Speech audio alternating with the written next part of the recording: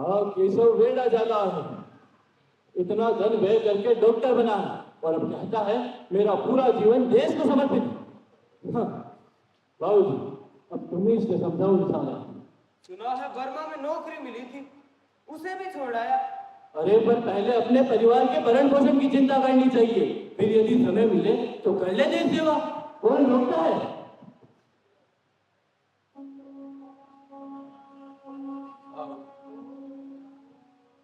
समूचा देश मेरा परिवार है और मुझे मेरा जीवन इस परिवार को समर्पित करना है।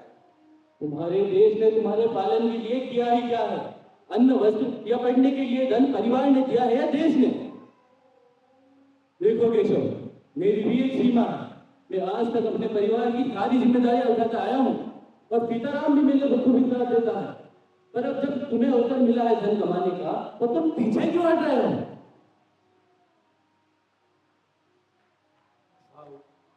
मैं आपकी बात समझता हूँ, परंतु हमारे देश की परिस्थिति इतनी बिगड़ चुकी है कि मेरे जैसा उच्च शिक्षित युवक अपना सर्वस्व न्योछावर करेगा तभी यह दृश्य बदलेगा। भारत माँ अपने योग्य पुत्रों को अपने उद्धार के लिए पुकार रही है। भारत माँ की इस करुण पुकार को अनसुना करना मेरे वश में नहीं भाऊ। और सीताराम भाऊ दोनों परिवार को संभालिए और मुझे मेरा जीवन इस देश सेवा में लगाने दीजिए। केशव जी, तुम्ही तुमच्या निर्णयाचा पुन्हा एकदा विचार करावा। नहीं मित्र, विचार की कोई गुंजाइश नहीं। चलो केशव, मान भी लिया कि तुम आजन्म राष्ट्र सेवा करना चाहते हो, किंतु तुम्हें विवाह करने में क्या आपत्ति है? विवाह तो करो, तुम राष्ट्र सेवा करना और तुम्हारी पत्नी तुम्हारी सेवा करेगी। सीताराम भाऊ बिल्कुल सही कह रहे हैं, अब आपको विवाह कर लेना चाहिए। आप लोग समझ क्यों नहीं रहे हैं? मैंने आजन्म देश सेवा का व्रत लिया हुआ है। मेरे जीवन में ना ही निजी सुखों को स्थान है, ना ही निजी स्वार्थ को। राष्ट्र सेवा करते समय कभी कारावास जाना पड़ेगा तो कभी अपने प्राण भी गंवाने पड़ेंगे।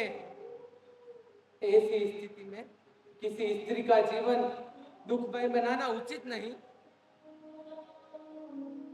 महादेव बाबू, सीताराम बाबू, आप दोनों मुझे देश के लिए समर्पित हो जाने की आज्ञा दीजिए। मेरा जन्म इसी कार्य के लिए हुआ है। जैसी तुम्हारी मर्जी केशव, इस वक्त तुम्हें तुम्हारे लक्ष्य में सफलता बतानी है।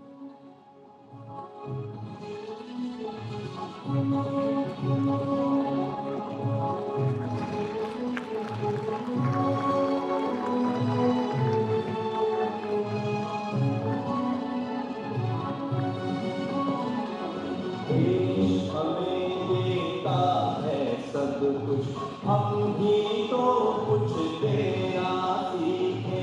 देश हमें देता है सब कुछ, हम भी तो कुछ देना